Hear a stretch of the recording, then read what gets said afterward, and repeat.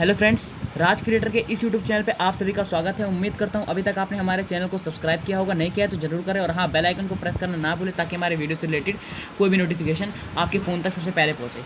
तो इस बार हम बात करने वाले हैं एक मोबिलिटी ऑफ चार्ज कैरियर पे। करंट इलेक्ट्रिसिटी का पार्ट है, ये भी इंपॉर्टेंट टॉपिक है और इस पर हम बात करने वाले हैं। तो जो मोबिलिटी है, मोबिलिटी का मतलब होता है कि कौन सी चीज़ ईजिली मूव कर जाए। कोई भी चीज़ अगर ईजिली मूव कर रही है तो उसका हो जाता है मोबिलिटी ज़्यादा।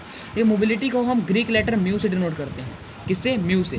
ठीक है, देखो हमें करंट इलेक्ट्रिसिटी में इसकी ज़रूरत ज़्यादा पड़ती है क्योंकि हमें चार्ज कैरियर के लिए मोबिलिटी कैलकुलेट करना पड़ता है। ठीक है, तो हमारे पास मान लेते हैं दो आइडेंटिकल कंडक्टर है। अब आपको पता है कंडक्टर्स में चार्ज कैरियर कौन से होते हैं? इलेक्ट्रॉन्स होते हैं, जो चार्ज कैरी कर करके कंडक्टर में घूमते हैं, सर्किट पूरा करते हैं, तो वो होते हैं इलेक्ट्रॉन। ठीक है, तो हमने मान लो दो आइडेंटिकल कंडक्टर लिया है सेम, और उनमें जो अक्रॉस दोनों पे पोटेंशियल डिफरेंस है across the conductor is same. यानी डेल्टा वी इसमें भी है, डेल्टा वी इसमें भी है, दोनों के अक्रॉस जो पोटेंशियल डिफरेंस है वो सेम है। तो इस पोटेंशियल डिफरेंस की वजह से यहाँ पर एक इलेक्ट्रिक फील्ड बनेगी। ठीक है, तो इलेक्ट्रिक फील्ड के अपोजिट डायरेक्शन में जो इलेक्ट्रॉन्स हैं, ये जो कंडक्टर्स में जो इलेक्ट्रॉन्स है वो इसके अपोजिट डायरेक्शन में मूव करने लगेंगे। इस इलेक्ट्रिक फील्ड के अपोजिट डायरेक्शन में वो मूव करने लगेंगे। हमें पता करना है कि कौन सा इलेक्ट्रॉन मूव करने में ज़्यादा सक्षम है, कौन सा इलेक्ट्रॉन ईजिली मूव कर जा रहा है। तो हम क्या करते हैं, हम कहते हैं भाई इनके मोबिलिटी कैलकुलेट कर लो। जिनकी मोबिलिटी ज़्यादा आएगी उसका जो, तो जिसकी मोबिलिटी ज़्यादा आएगी उसका क्या होगा, जो ज़्यादा सक्षम होगा मूव करने के लिए। तो हमने बोला ठीक है भाई, हम कैसे इसकी मोबिलिटी कैलकुलेट करें। तो मोबिलिटी कैलकुलेट करने का जो हमारे पास फॉर्मूला आया वो आया कि भाई mobility of the charge carrier. अब देखो चार्ज कैरियर्स बहुत सारे हो सकते हैं। ठीक है, चार्ज कैरियर्स बराबर होगा इलेक्ट्रॉन का ड्रिफ्ट वेलोसिटी। देखो आपको पता है कंडक्टर्स में इलेक्ट्रॉन ड्रिफ्ट वेलोसिटी से चलते हैं, जो कि स्मॉल होती है, बहुत कांस्टेंट वेलोसिटी होती है, बहुत छोटी वेलोसिटी होती है, जिसको हम 10 के पावर -4 मीटर पर सेकेंड होता है, बहुत छोटा वेलोसिटी होता है। ठीक है, इसी की वजह से इलेक्ट्रॉन का नेट डिस्प्लेसमेंट कवर होता है। ठीक है, तो drift velocity of charge carriers पर यूनिट इलेक्ट्रिक फील्ड, एक यूनिट इलेक्ट्रिक फील्ड में इलेक्ट्रॉन का ड्रिफ्ट वेलोसिटी कितना है वो हमारा आता है मोबिलिटी ऑफ चार्ज कैरियर। देखो चार हमने इलेक्ट्रॉन के लिए नहीं बोला है यहाँ पर। अभी इलेक्ट्रॉन के लिए बोलते तो वो एक स्पेशल केस हो जाता, हमने चार्ज कैरियर्स के लिए बोला है। देखो चार्ज कैरियर्स अलग अलग मटेरियल के लिए अलग अलग होते हैं। जैसे कंडक्टर है तो कंडक्टर के लिए चार्ज कैरियर होते हैं हमारे इलेक्ट्रॉन।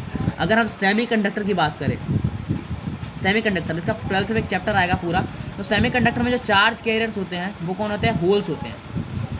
उनसे इलेक्ट्रॉन्स भी होते हैं।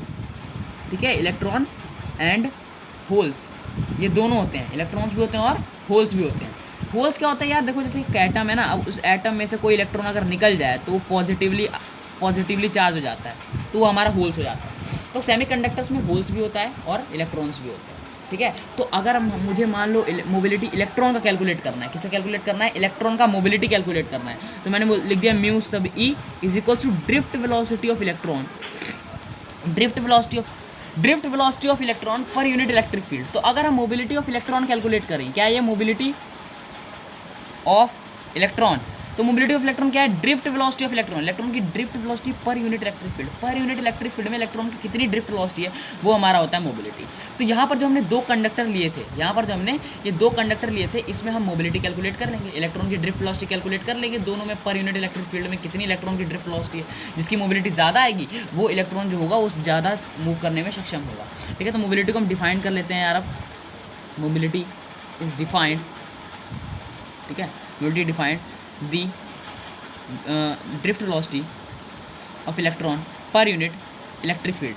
पर यूनिट इलेक्ट्रिक फील्ड में यार कैसे, मतलब इलेक्ट्रॉन की ड्रिफ्ट वेलोसिटी कितनी है वो हमारा होता है मोबिलिटी ऑफ चार्ज कैरियर। ठीक है, अब देखो हमने तो इलेक्ट्रॉन के लिए कैलकुलेट कर लिया है, अब हमें मान लो हमें होल्स के लिए कैलकुलेट करना है। तो मोबिलिटी ऑफ होल्स क्या हो जाएगा? Mobility of holes. ठीक है, होल्स की मोबिलिटी कितनी हो जाएगी? Drift velocity of holes, semiconductors के लिए बता रहे हैं, होल्स सेमीकंडक्टर्स में होते हैं, तो ड्रिफ्ट वेलोसिटी ऑफ होल्स पर unit electric field, per unit electric field में होल्स की क्या ड्रिफ्ट वेलोसिटी है वो हमारा होगा mobility of holes.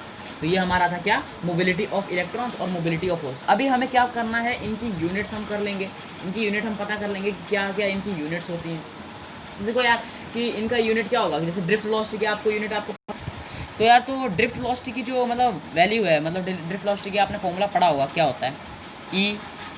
E by M tau average.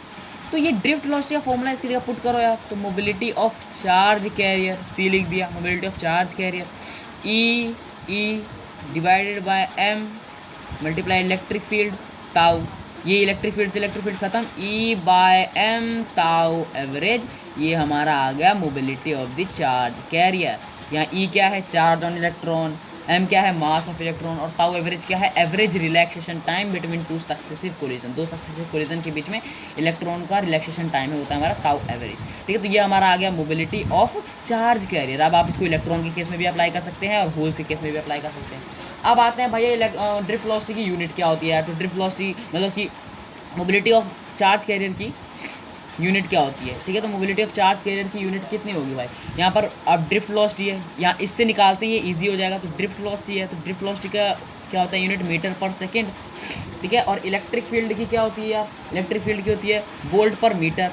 ठीक है ना यार, B/L होते हैं ना इलेक्ट्रिक फील्ड बराबर, तो वोल्ट पर मीटर होता है ना, तो वोल्ट पर मीटर, तो ये हमारे पास क्या आ जाएगा, मीटर स्क्वायर पर सेकेंड पर वोल्ट। तो ये हमारी एक यूनिट आ गई।